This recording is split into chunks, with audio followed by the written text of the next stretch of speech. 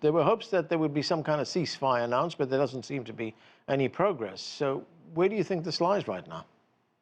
It's really impossible to tell because ultimately, I think the decision is not going to be made by Israel, but rather for Israel by the United States. At a certain point, the United States will tell Israel the game is up, and that's when a ceasefire will take hold.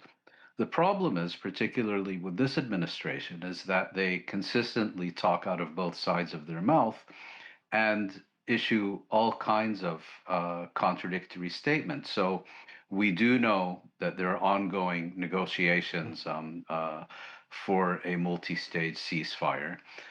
We do know that the goalposts keep shifting.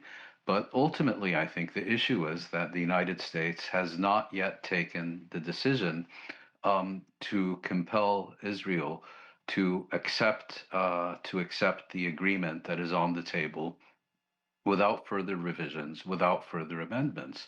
And this really gets to the core of the problem. I listened to the interview with Dr. Mustafa Margouti. I listened to your discussion with Dr. Yossi Mecklenburg.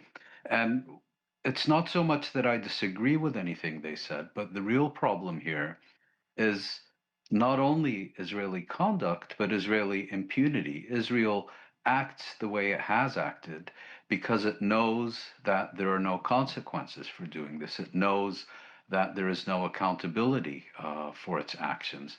And until this Israeli feeling of impunity is Yeah. addressed, I'm afraid we will have to continue the discussion along the same lines that we're having it today.